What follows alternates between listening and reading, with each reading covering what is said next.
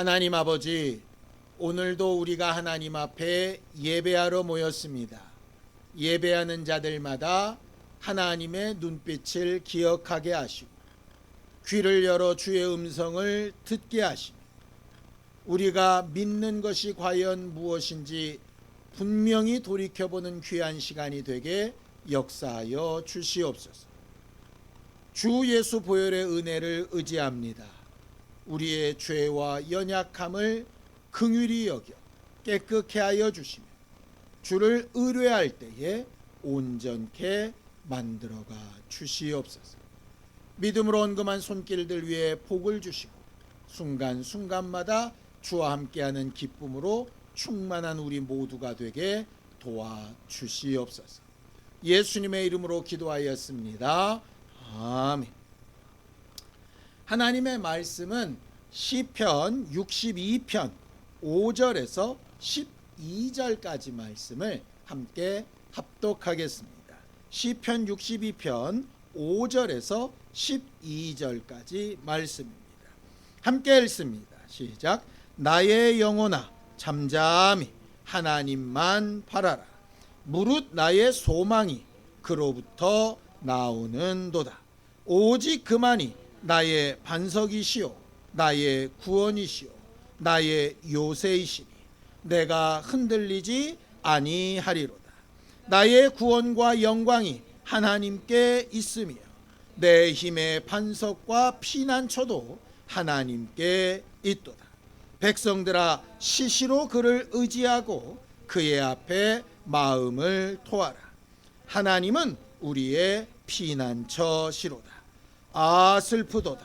사람은 입김이며 인생도 속임수이니 저울에 달면 그들은 입김보다 가벼우리로다. 포악을 의지하지 말며 탈취한 것으로 허망하여 지지 말며 재물이 늘어도 거기에 마음을 두지 말지어다. 하나님이 한두 번 하신 말씀을 내가 들었나니 권능은 하나님께 속하였다 하셨도다. 주여 인자함은 주께 속하오니 주께서 각 사람이 행한 대로 갚으심이니이다.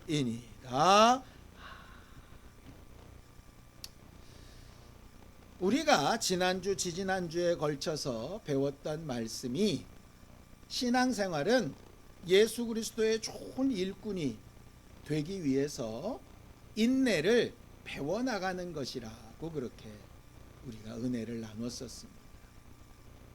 그래서 믿음으로 살아가는 삶을 잘 사는 사람은 하나님의 일꾼으로 점점점 훈련되어져 가는 사람이고 그것을 위해서 여러 가지 상황이나 환경 가운데 말씀을 의지해서 인내하는 것을 배우고 인내한 결과를 보면서 살아가는 거지요.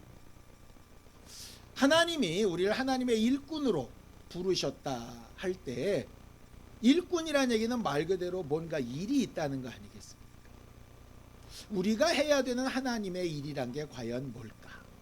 우리 생각해 보면 뭐 이렇게 예배하는 것도 하나님의 일이고 전도하는 것도 하나님의 일이고 봉사하고 직분을 감당하고 뭐 이런 것도 하나님의 일이겠죠. 뭐 이렇게 겉으로 보여지는 이런 행동들이 하나님의 일이라고 할 수 있습니다. 그런 식으로 보면 목회자들이 훨씬 더 하나님의 일을 많이 하는 것처럼 보일 수 있겠죠. 근데 성경은 그런 걸 하나님의 일이다 라고 말하고 있지 않고 근본적인 부분에 이야기를 합니다. 자, 요한복음 6장 29절입니다. 함께 읽죠. 시작. 예수께서 대답하여 이르시되 하나님께서 보내신 이를 믿는 것이 하나님의 일이니라 하셨다. 이렇게 되어져 있습니다. 그러니까 예배도 좋고 직분도 좋고 헌신과 봉사도 좋은데 그 하는 일의 기본이 뭐냐면 하나님이 보내시니 예수 그리스도를 믿어서 하는 것이어야 한다는 거죠. 그러니까 예수를 믿는 마음이 빠진 상태에서 줄어진 상태에서 한 것은 그냥 겉껍데기의 행동만이지 하나님이 인정하시는 일은 아니라는 얘기입니다. 그러니까 늘 우리가 얘기하지만 내가 주의 이름으로 선지자 노릇하고 귀신 쫓고 병도 고치고 막 했다 그럴 때 왜 모른다고 하시느냐? 겉으로 보여지는 일은 엄청나게 많이 한 것 같은데 하나님이 보실 때 넌 그걸 예수 그리스도를 믿는 믿음으로 한 일이 아니야. 예를 들어 너를 드러내고 싶어서 했던가, 아니면 네 만족을 위해서 했던가, 아니면 어떤 다른 의도가 있어서 했던가 하는 것이지 나를 믿어서 한 게 아니야. 이런 얘기. 우리가 흔히 부부 간에도 또 가족 간에도 이런 경우가 있습니다. 그러니까 아내를 위해서, 남편을 위해서, 아니면 자식을 위해서 뭘 한다고 말은 하는데 실상은, 물론 그걸 위한 부분도 있겠죠, 일부분. 그런데 실상은 자기가 좋아서 하는 부분들이 꽤 있거든요. 그러면서 자기가 좋아서 하는 일인데 자꾸 저를 위해서 했다고 스스로도 자꾸 속는 거예요. 이러면 이제 별로 안 좋은 결과들이 나타나게 되는 겁니다. 하나님 앞에 외식하지 말아야 될 것이 바로 이런 부분이에요. 얼마나 열심히 했냐, 얼마나 많이 했냐보다 더 중요한 건 내가 지금 어떤 마음으로 하고 있는 거지? 라고 하는 게 굉장히 중요하죠. 지난 한 주간도 우리는 나름대로 신앙생활을 했습니다. 뭐 큐티도 하고 성경도 읽고 뭐 말씀도 나누고 신방도 하고 뭐 좀 권면도 하고 저 같은 경우는 설교 준비도 하고 이렇게 했는데 과연 그 가운데서 얼만큼 하나님이 내가 하나님의 일을 했다고 인정하실까? 여러분들이 한번 생각해 봤으면 좋겠습니다. 그래서 성경에 이렇게 경고하신 말씀이 있는 거예요. 고린도후서 13장 5절입니다. 함께 읽죠. 시작. 너희는 믿음 안에 있는가? 너희 자신을 시험하고 너희 자신을 확증하라. 예수 그리스도께서 너희 안에 계신 줄을 너희가 스스로 알지 못하느냐? 그렇지 않으면 너희는 버림받은 자니라. 그렇게 되어져 있죠. 아까 하는 말씀은 그리스도 예수를 믿는 믿음으로 그 예수를 믿는 일이 하나님의 일이라고 그랬고, 오늘 너희가 믿음 안에 있는가 확인해 보려면 너희 안에 예수 그리스도가 계신 것을 스스로 알아야 된다, 이렇게 되어 있습니다. 그럼 내가 알아야 될, 내가 믿어야 될 그 예수 그리스도의 어떤 부분을 믿어야 되고 어떤 부분이 내 안에 있어야 된다는 얘기일까? 그냥 지식으로 예수는 하나님의 아들이시고 십자가 지셔서 나를 위해 죽으신 분이고 이걸 외우면 하나님을 믿는 일이고 또 예수가 내 안에 계시다는 걸까? 아니면 과연 뭘 말하는 걸까? 설교를 준비하면서 이런 생각이 들었어요. 성경에 이런 말씀이 있죠. 믿음의 주요 온전케 하시는 이인 예수를 바라봐라, 이렇게 되어져 있습니다. 그러니까 우리가 바라봐야 될 예수는 뭐냐면 믿음의 본질이에요. 뭐가 믿음이냐? 우리가 생각하는 믿음이라는 게 과연 뭐냐? 믿습니다 하는 거냐? 아니면 어떤 내용이 있는 거냐? 내 안에 예수가 계시다라고 하는 것은 결과적으로 그 예수께서 가지셨던 그 믿음이 나도 있는가라고 하는 것이거든요. 여러분들 그 사자성어 중에 동상이몽이라는 게 있죠. 같은 침대에 누워 있는데 꿈은 따로 꾼다는 얘기입니다. 그러니까 똑같은 일은 하는데 생각은 다르다는 얘기거든요. 하나님이 원하시는 건 동상이몽이 아니고요. 내가 예배하고 믿음으로 살아가는 것처럼 보이는 일에 뭐가 같기를 원하시냐 하면 예수께서 가지셨던 그 믿음이 내 안에 있기를 원하시는 거예요. 내가 생각하는 어떤 믿음 말고 예수가 가지셨던 그 믿음.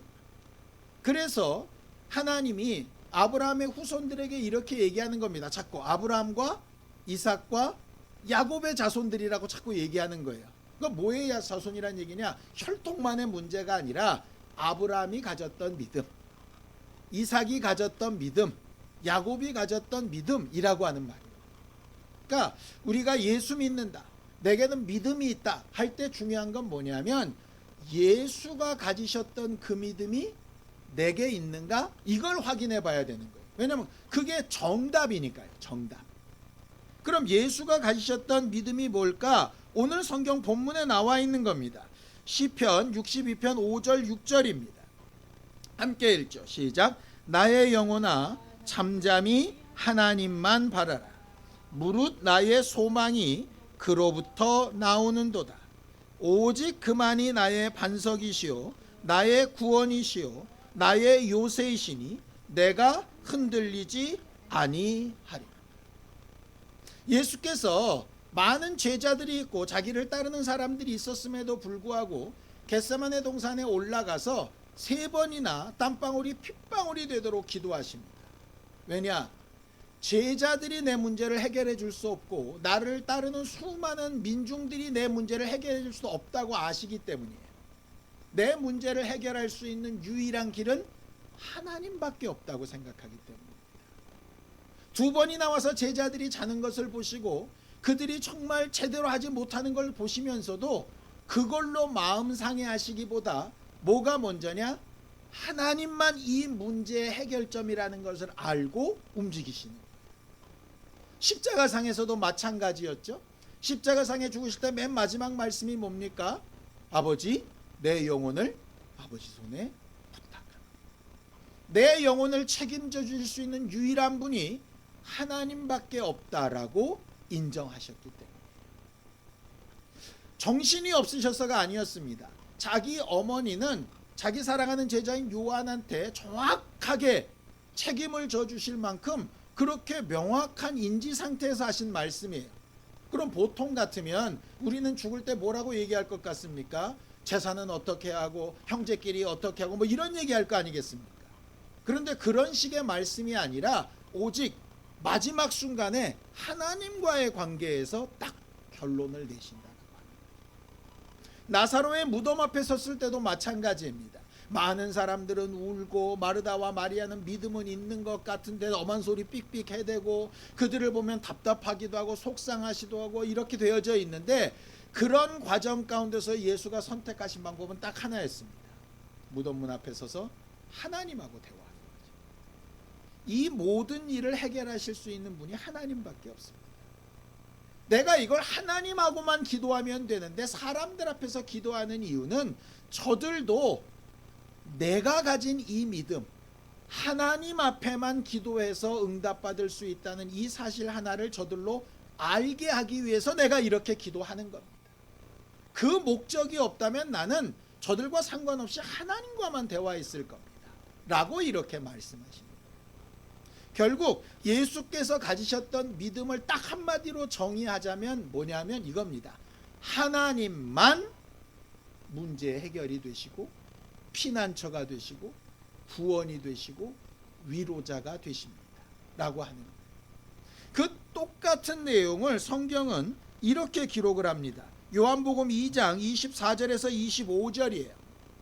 함께 읽습니다. 시작. 예수는 그의 몸을 그들에게 의탁하지 아니하셨으니 이는 친히 모든 사람을 아시며 또 사람에 대하여 누구의 증언도 받으실 필요가 없었으니 이는 그가 친히 사람의 속에 있는 것을 아셨음이니라 라고 이렇게 되어 있습니다. 예수께서 제자들을 얼마나 사랑하셨습니까? 저들을 사랑하사 끝까지 사랑하셨다 이렇게 되어 있어요. 예수님은 제자들을 진짜 사랑하셨습니다. 자기 몸을 십자가에 매달려 6시간 동안 물과 피를 다 쏟을 만큼 모든 것을 주어도 아깝지 않을 만큼 그렇게 사랑하셨습니다. 그런데 그렇게 사랑하는 제자들에게 뭐를 안 맡기시느냐? 자기를 의탁하지 않으셨어요. 그들에게 기대지 않으셨어요. 왜냐? 그들이 어떤지 아시고 그들 속에 뭐가 있는지 아시기 때문입니다. 뭐가 있었습니까? 성경을 또 볼까요? 요한복음 8장 44절입니다. 함께 읽죠. 시작. 너희는 너희 아비 마귀에게서 났으니 너희 아비의 욕심대로 너희도 행하고자 하느니라. 그는 처음부터 살인한 자요 진리가 그 속에 없으므로 진리에 서지 못하고 거짓을 말할 때마다 제 것으로 말하나니 이는 그가 거짓말쟁이요 거짓의 아비가 되었습니다. 예수가 아셨던 사람은 뭐냐? 첫 번째, 죄인입니다. 죄인이라서 누구한테 속한 존재냐? 마귀에게 속한 존재. 마귀에 속한 특성이 뭐냐? 거짓말하고 죽이는 겁니다. 그게 기본적인 속성이에요. 그리고 두 번째 하신 특성은 뭐냐면 연약함입니다. 그 거짓말과 그 사망으로 이르는 길에서 벗어나 보려고 애쓰지만 윤리나 도덕이나 철학이나 노력이나 과학기술이나 모든 것을 가지고 그것을 이기고 그것을 초월해 보려고 애쓰지만 능력이 없어서 결국은 또 무너지고 좌절하고 쓰러지는 존재라고 하는 게 예수께서 내리신 진단이에요. 너무나도 잘 아셨기 때문에 그들을 너무나도 사랑하시지만 의지하지는 않으십니다. 이 말은 사람은 의지하면 안 돼, 사람은 나쁜 존재야, 사람은 믿지 마, 사람과는 관계도 하지 마, 이런 얘기가 아닙니다. 우리가 어떤 사람을 사랑하고 어떤 사람과 함께 있고 싶고 이런 게 그 사람이 완벽해서인가요? 그렇지 않아요. 어떤 사람도 완벽한 존재가 없습니다. 우리가 흔히 눈에 콩깍지가 씌었다는 얘기를 하지요. 그게 뭡니까? 분명히 모든 사람은 장점이 있고 단점이 있는데 콩깍지가 씌면 뭐가 안 보이느냐? 단점이 안 보여요.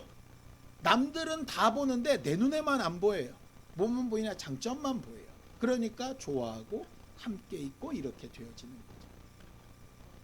그러니까 좋아하고 사랑하고 교제하고 나누고 너무 필요합니다. 왜냐? 예수께서 제자들이 거짓말쟁이고 사망을 향하여 달려가고 연약하고 죄인이고 부족하다는 걸 너무나도 잘 아시지만 어떻게 하시느냐? 3년 동안 함께 있게 하시고 가르치시고 위로하시고 포기하지 않으셨거든요.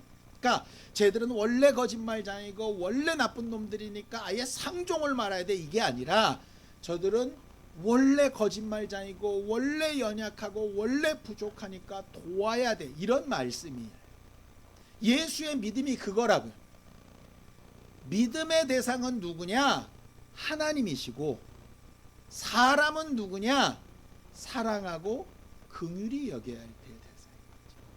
그러니까 때로는 신앙생활할 때 콩깍지가 씌듯이 눈이 좀 가리는 것도 필요합니다. 문제는 뭐냐? 가려진 상태를 진짜라고 믿고 착각해버리면 이제 같이 넘어지는 거죠. 그러니까 가슴은 정말 부드럽고 뜨겁고 넓게 그들을 그렇게 사랑하고 위로하나 우리의 머리로는 분명한 것 하나를 알고 있어야죠. 저들은 사랑의 대상이고 용서의 대상이지 믿음의 대상이 아니라고 하는 사실. 가장 사랑하는 남편도, 내가 가장 존경하는 부모도, 내가 정말 내가 모든 것을 다 주어도 아낌이 없을 것 같은 자식도 결국은 믿음의 대상이 아니에요. 우리들이 항상 상처받고 어려운 부분이 바로 이 부분이에요. 여러분들, 아이들이 사춘기 때가 되면 막 질풍노도의 시기를 겪죠. 물론 이제 몸의 호르몬 변화 때문에 그렇기도 합니다. 그런데 정서적으로는 이렇게 얘기를 해요. 아이들이 전적으로 믿고 따랐던 존재가 누구냐면 부모예요. 아이들이. 그런데 언제 사춘기가 오느냐? 그 부모에게 뒤통수 맞았을 때 사춘기가 옵니다. 그러니까 우리 부모는 다 알고 다 할 줄 알고 뭐든지 옳고 뭐든지 바르다고 생각하며 살다가 어느 순간에 아닌 게 발견이 돼요. 우리 아빠가 모르는 게 있고 우리 엄마가 틀린 게 있고, 그럼 모르면 모른다고 얘기하면 좋은데 모른다고 얘기도 안 하고 막 우기고, 이런 것들을 몇 번 발견하게 되면 어떻게 되느냐? 저길 의지하고 살면 안 되겠다. 그래서 자기의식이 딱 돌아오기 시작한대요. 그 전까지는 무조건 따르다가 이게 자기의식이 딱 돌아오는 순간에 기존의 관계에서 보면 반항처럼 보이는 일들이 나타나는 거죠. 사실은 어찌 보면 반항이라기보다는 함께 무너지지 않기 위해서 자기를 세우는 건데, 같이 막 아무 생각 없이 막 룰루랄라거리고 잘 갔던 사람이 딱 브레이크가 걸려서 서면 기존에 같이 갔던 사람들 입장에서는 반항처럼 보인다. 그래서 관계가 어려워지는 거예요. 그래서 부모 자식 간의 사춘기 때 가장 필요한 게 뭐냐면 부모는 자기가 완전하지 않다는 걸 인정하고 정직하게 말해주는 거고, 자식들은 그 부분에서 분명히 깨달아야 될 건 부모도 의지할 존재가 아니라고 이제 자기를, 그럼 나는 나를 어떻게 세워가야 되느냐, 이렇게 해야 된다는 거예요. 근데 아이들이 가지는 가장 큰 문제점이 뭐냐면, 부모에게 기대다가 뒤통수 한 대 맞아가지고 제대로 자기가 서야 되는데 그 다음에 누구 의지할까요? 친구 의지하죠. 이제 친구한테 가는 거예요. 아니면 선생님한테 가고, 아니면 어떤 연예인한테 가고, 뭐 이렇게 가는 거예요. 그러다가 한 번 자빠지고, 두 번 같이 자빠지고, 세 번 같이 자빠지고, 이러면 정상적인 사람, 똑바로 정신이 박힌 사람 같으면, 아, 이리도 의지해보고 저리도 의지해보니까 정말 저들은 의지의 대상이 아니구나, 진짜 내가 믿고 의지해야 될 대상을 찾아야겠구나, 이래야 되는데, 그렇게 가는 게 아니라 세상에 다 나쁜 놈이야, 믿을 놈이 하나도 없어, 이런 인생 뭐 그냥 내 맘대로 살래, 이렇게 되는 거죠. 결과적으로 제대로 된 믿음을 찾지 못해서 결국 방황하면서 산다고 얘기를 합니다. 신앙생활은 뭐냐 하면, 처음에는 전도자를 의지하고, 목사를 의지하고, 셀장을 의지하고, 또 남편을 의지하고, 아내를 의지하고, 부모를 의지하면서 신앙생활합니다. 처음 시작은 그러지 않겠습니까? 마치 예수 그리스도를 바로 만나지 못하고 침례 요한이라는 사람을 따라가면서 예수를 만나는 것처럼 말이에요. 그런데 결정적인 순간에 그 침례 요한은 사라져야 진짜 믿음의 대상인 예수를 만나는 거거든요. 그런데 부모가 그 앞에서 정직한 모습으로 사라지지 못하고, 전도자가 사라지지 못하고, 목사가 사라지지 못하고, 교회 조직이 사라지지 않으니까 자꾸 거기에 의지하다가 자빠졌다가 일어났다, 자빠졌다 일어났다. 어떤 사람은 마치 가스라이팅 된 것처럼 계속 그냥 쫓아가고, 어떤 사람은 이런 거 다 필요 없다 그러고 뛰쳐나가고, 이렇게 되는 거예요. 결과적으로 진짜 믿음의 대상을 찾지 못하면 같이 망하는 수가 생기게 되는 거죠. 그래서 우리 안에 예수가 계신가? 정말 내가 예수 믿는 일로 하는 건가? 아니면 교회나 목사나 어떤 조직이나 사람들을 보는 건가? 그거 잘 생각해 봐야 하는 거예요. 릴레이 경주를 하죠. 릴레이 경주라면 뭐를 넘겨줍니까? 바톤을 넘겨줘야 되는 거예요. 그런데 신앙생활에서 이게 바톤 넘겨주는 게 제대로 안 되면 중간에 경기에서 져버리게 돼요. 오늘 성경 본문에도 똑같은 내용이 나옵니다. 시편 62편 9절입니다. 함께 읽습니다. 시작. 아 슬프도다, 사람은 입김이며 인생도 속임수이니 저울에 달면 그들은 입김보다 가벼우리. 다윗이 고백한 내용입니다. 다윗이 왕이 되기 이전에 사울과 함께 정말 살았던 때는 괜찮았지만 사울의 핍박을 받아서 도망갈 때 쫓아왔던 많은 용사들이 있었습니다. 믿을 만한 사람들이었습니다. 그런데 그 결과가 어떻게 됐나요? 자기의 모사꾼이었던 아히도벨은 자기를 죽이려고 그러다가 자살해버렸고, 그렇게 믿었던 군대 장관 요압은 또 지 멋대로 하다가 또 나라를 어렵게 만들어버렸고, 자기 정말 사랑했던 아들들도 등 돌려가지고 등에 칼을 꽂기도 하고, 굉장히 많은 어려움과 아픔들이 있었죠. 그러면서 다윗이 고백하는 건 딱 하나입니다. 사람들은 그 입에 말이나 약속이나 맹세나 하는 것들이 그냥 바람에 나는 겨우 같은 거예요. 그들은 믿음의 대상이 아니에요. 이건 한탄도 아니고 미워하는 것도 아니고 절망하는 내용도 아닙니다. 그래서 자기가 발견한 게 뭐냐? 하나님을 발견합니다. 하나님만 믿음의 대상이 되십니다. 신약에 오면 비슷한 내용이 있습니다. 사도행전에 보면 사도 바울과 바나바가 루스드라라고 하는 곳에 전도여행을 갑니다. 그 전도여행 갔다가 나면서부터 걷지 못하는 사람을 안수해서 기도해서 이렇게 세웠어요. 그가 막 뛰고 춤추니까 사람들이 엄청 놀랐습니다.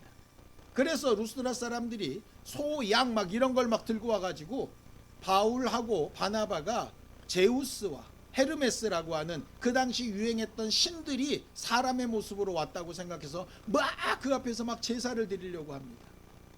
와, 저 앞에만 가면 병 낫고 저 앞에만 가면 문제가 해결되겠다라고 생각을 하는 거죠. 그때 사도 바울이 이렇게 얘기를 합니다. 사도행전 14장 15절입니다. 함께 읽죠. 시작. 이르시되 여러분이여 어찌하여 이런 일을 하느냐. 우리도 여러분과 같은 성정을 가진 사람이라. 여러분에게 복음을 전하는 것은 이런 헛된 일을 버리고 천지와 바다와 그 가운데 만물을 지으시고 살아계신 하나님께로 돌아오게 합니다. 우리가 자꾸 전도나 예수를 믿게 하는 일이 과거의 습관이나 우상을 숭배했던 것이나 제사나 이런 것들을 없애면 목적을 이뤘다고 착각하는데요. 여기는 그렇게 되어 있지 않습니다. 이런 헛된 일을 버린다는 얘기는 꼭 제사 드리는 얘기를 하는 게 아닙니다. 이 일을 하신 본질 하나님을 인정해야 되는데 하나님을 인정하지 않고 마치 그 일에 동원된 일꾼, 이 사람을 믿음의 대상처럼 생각하는 것이 헛된 일이라는 거예요. 그렇게 되면 결국은 하나님 앞에 돌아가지 못한다예요. 하나님 앞에 돌아가기 위해서는 하나님과 나 사이에 지금까지 긍정적인 요소로 이끌었던 어떤 존재도 결정적인 순간에 제해야 된다.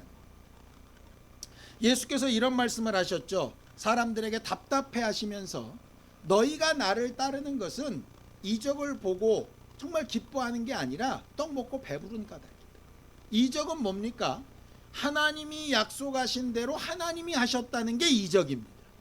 떡 먹고 배부른 건요, 예수 앞에 와서 먹고 배부른 얘기예요. 그러니까 예수님은 하나님이시지만 육체를 입고 오셨을 때에는 그는 어떤 모습으로 오시냐면 일꾼으로 오셨어요. 자기의 하는 그 일을 통해서 결국은 자기를 거쳐서 하나님께 가는 길을 하러 오셨거든요. 그러니까 예수 앞에서 왕 삼으려고 그러고 예수 앞에 와서 칭찬하고 예수님만 최고라고 그러고 막 호산나 다윗의 자손하고 이런 거에 전혀 마음을 안 뺏기시는 이유가 뭐냐면 그렇게 되는 순간에 예수도 망하고 그 사람들도 망하기 때문에. 그런데 지금까지 교회가, 목사가, 직분자들이 그런 일을 잘 못했던 거죠. 믿음으로 살지 못했던 겁니다. 물론 처음 시작은 믿음으로 살았습니다. 처음 시작은 정말 하나님을 믿고 예수를 믿는 믿음으로 행했습니다. 하나님을 믿게 하려고 그 일을 시작했습니다. 근데 하다 보니까 어느 순간에 내가 한 일이 켜켜이 쌓이고 내가 수고했던 것들이 켜켜이 쌓이다 보니까 어느덧 마음 속으로는 내가 하나님이다 이렇게 하지 않는데 그래도 나를 통해서 무언가 이루어져야지라고 하는 착각에 빠지게 돼요. 부모가 자식을 위해서 엄청나게 기도하고 자식의 영혼이 잘 되기를 사모하는 건 맞지만 나를 통해서만 되는 문제는 아니에요. 하나님이 하시는 일을 보려고 하는 마음으로 근본적으로 돌아가야죠. 책임감이 없으란 얘기도 아닙니다. 돌아보지 말자는 얘기도 아닙니다. 사랑과의 교제는 끊자는 얘기도 아닙니다. 가장 중요한 건 내가 지금 하는 이 일이 누구 때문에 하고 왜 하기 때문인가 하는 거예요. 제가 마음이 되게 어렵고 힘들었을 때가 언제였던가 봤더니 이런 때였던 것 같아요. 스스로 내가 한 수고를 내가 인정하고 있어요. 내가 이렇게 했는데 뭐 이럴 때 거기에 합당한 결과가 안 오면 제가 되게 마음 상하고 힘들어하더라고요. 또 남을 위해서 했다고 생각하기 때문에 나는 하나님의 일꾼으로 하나님을 보면서 한 건데 어느 순간에 하나님을 보면서 했다고 했던 일이 누구를 봤냐면 어떤 사람이나 대상을 보고 했더라고요. 내가 이렇게 저를 위해 했으니 저는 나를 인정해 주겠지 뭐 이런 거예요. 그런데 그 말이 그런 마음이 나도 모르는 사이에 예수님은 하지 않았던 의탁하는 일이 되어져 버린 거예요. 꼭 목사가 성도들에 대해서만이 문제가 아니라 성도들이 목사에 대한 부분도 마찬가지예요. 물론 사람들이 관계를 맺다 보면 그런 일들이 자연스럽게 생겨나겠죠. 당연히. 아니 밥이라도 한 끼 더 먹고 말이라도 한마디 더 하면 그런 신뢰관계가 당연히 생겨나지 않겠습니까? 그럴 때 우리가 주의해야 될 것은 뭐냐 하면 그런 신뢰관계가 생기는 건 참 좋은 일이나 그럼에도 불구하고 무엇의 대상은 아니다. 믿음의 대상은 내가 그러니까 뭔가에 대해서 실망하고 있다면 나도 모르는 사이에 이미 그 부분을 믿고 있었다는 것에 반증이 되니까 그때 내가 또다시 회개해야 될 부분 아닐까 이런 생각이 들게 돼요. 다윗이 이 시편을 쓰면서 그는 100% 사람은 믿었지 않고 오직 하나님만 믿어서 이런 시편을 썼을까요? 전 그렇게 생각하지 않습니다.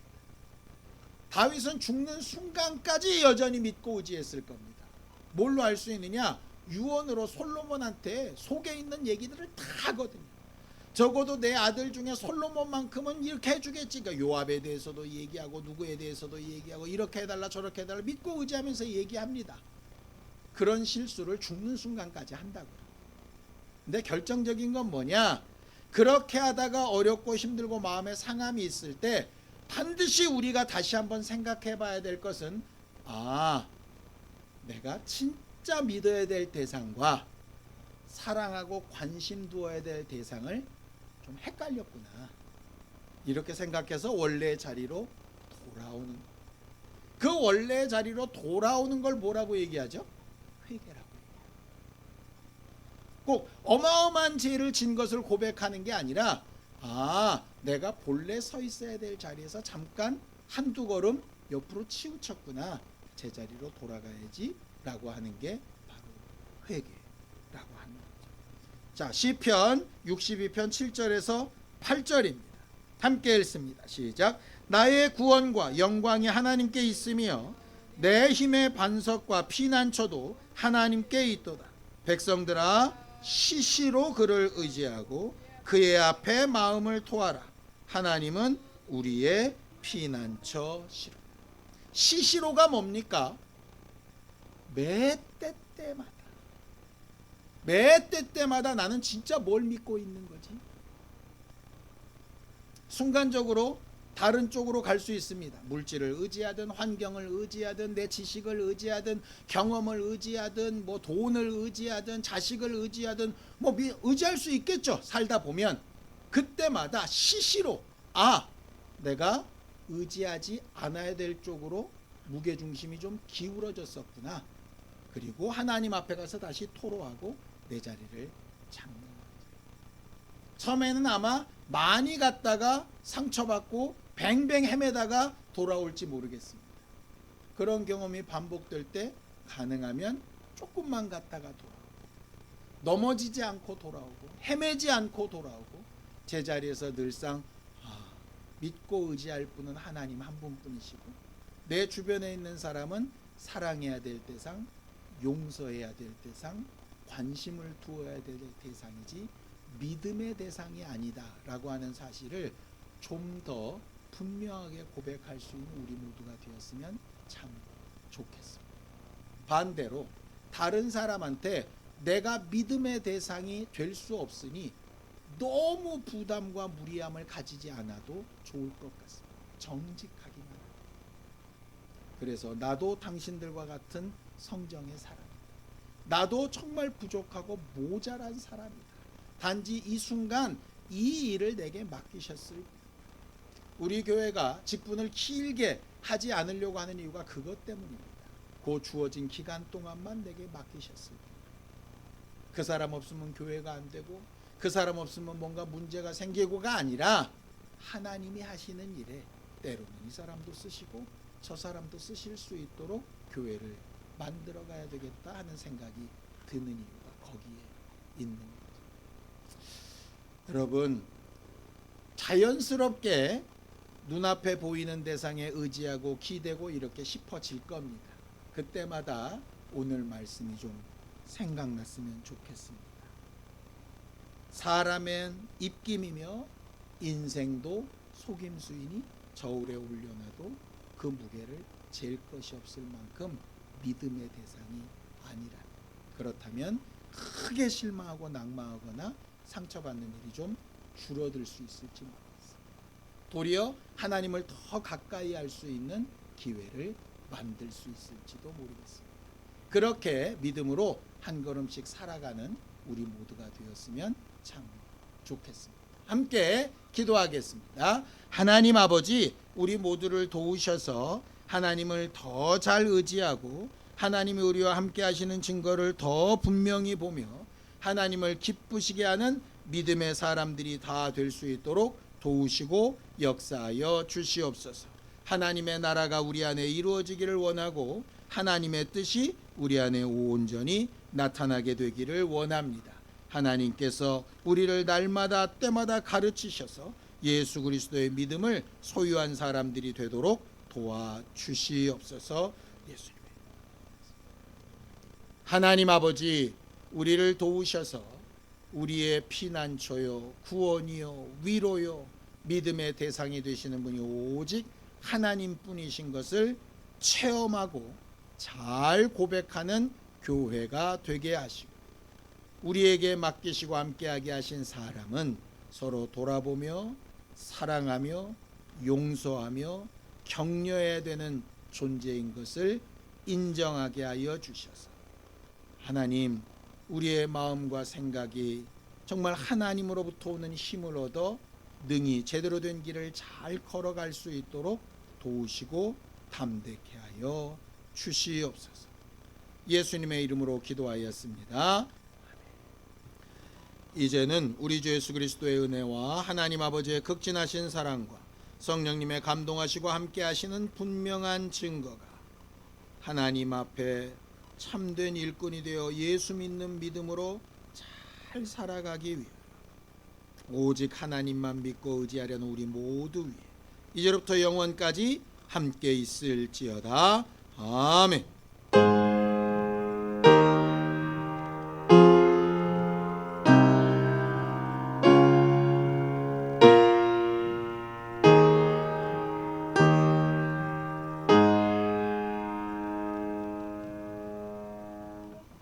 이번 한 주간 하나님이 이끄시는 대로 하나님만 의지하고 위로받는 귀한 시간 되시기 바랍니다. 수고하셨습니다. 감사합니다.